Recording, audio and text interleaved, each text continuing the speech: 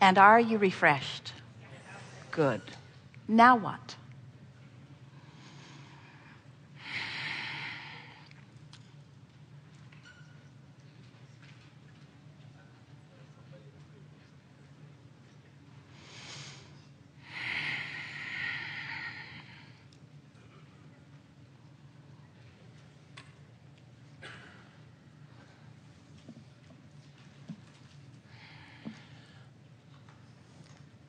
I'd first like to ask you about a quote that's been attributed to Abraham, and I'm sure it's a part of a larger quote, and so maybe one sentence is taken out of context. But the quote that I read said that some of them will love you, some of them will hate you, and it will have nothing to do with you. But ultimately, doesn't it really have everything to do with me? Well, their perspective has nothing to do with you. Your perspective of their perspective has everything to do with you. But aren't I, isn't that all a part of my energetic mix that they're showing to me that I'm calling forth from them? Well, we see what you're getting at in the truest sense of law of attraction causing rendezvous. If you were really tuned into your vortex, really in alignment with who you are, then is it your belief that everyone would love you? Well, there would still probably be people that would not find agreement with the way I am or who I am. But that's what the whole conversation is about. In other words, Right. You cannot control the perception of another, but you can control your perception of their perception, and that's really as far as that goes. Right. In other words, we've never known anyone, and we've known everyone who was loved by all, because someone out of the vortex is not capable of loving. Right. So what your question is asking for, is there a pure enough law of attraction that there could be no rendezvous? In other words, we touched on this conversation a little bit a few months ago, where we were talking about going home for a family reunion. It's not exactly a law of attraction moment. In other words, you didn't go because you were inspired to go. Mm-hmm. You went because you felt obligated often. But even in that obligation, there's a law of attraction thing that is taking place. So everything is managed by law of attraction. And of course, you could not rendezvous with anything if you were not matching it in some way, which is the point that you're getting at here. Mm-hmm. But we wouldn't spend too much time in this physical environment where you have so much to perceive. If you are, here is the way we would approach it if we were standing in your physical shoes. I want to be infinitely aware of the perspective and opinion and attitude and mood of my inner being. And that is so dominant within me that the attitude, opinion, mood, perspective of everyone else is irrelevant by comparison. Doesn't mean I don't care about people, doesn't mean I don't want the best for them, doesn't mean I won't go out of my way to uplift them if I can, but it does mean I will not sacrifice my alignment for anything. And if you've got that in place, then your world will go well. Okay, so let me make that a little more personal as far as an experience I had last year, where it was interesting to me that everything fell into place so easily, yet the outcome was so painful. Last year, a good friend of mine was in the process of making his transition after quite a long illness. And I was made aware of that and decided that it was important for me to go back and to say my goodbyes and to be with his family. Everything fell into place, the airline tickets, everything, the time off from work, it all fell into place.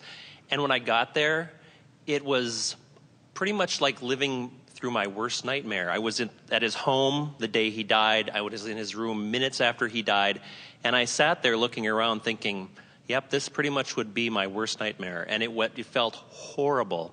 So if my inner being is always trying to guide me and lead me towards something, towards alignment, how does that so easily fall into place and yet be so horrible? How can I have what felt like a happy journey to an unhappy ending? Yeah. Well, tell us again why you went. To say your goodbyes. To say my goodbyes, To be with his family. To be with his family.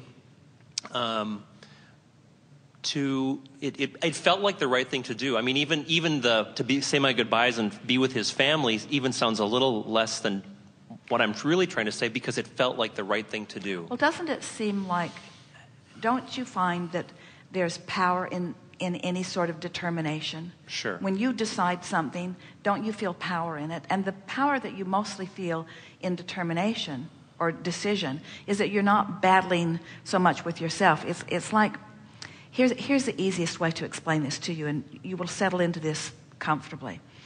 We talk about how there is creation without being mindful of the vortex. In other words, sure, everyone knows that you can set a goal, and that you can get a job, and that you can be responsible, and that you can show up for work every day, and that you can become knowledgeable about what the work is about, and you can develop good personality traits that bode well for you in the workplace. In other words, and everyone knows that there are those who get ahead, and that there are those who just don't try.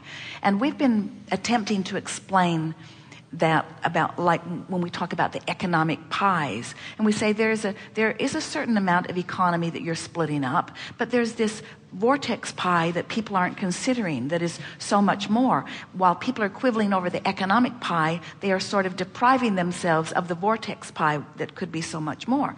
And in the same attitude, we're saying, of course, you can work your way, you can think your way, you can set goals your way, and you can, in the measurement of people measuring themselves against other people, you can say that's a successful person and that's an unsuccessful person. That's a person who tries, that's a person who doesn't try.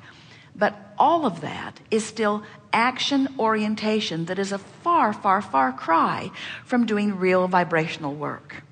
So in the idea that I'll go because I want to be there, I want to say goodbye, I want to be there for the family, all of that sort of still fits into the category of doing what I should do, even if it's something that I want to do on some level.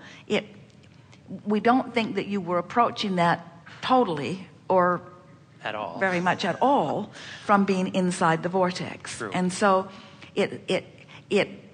your determination will carry things. Jerry has a friend who was very successful.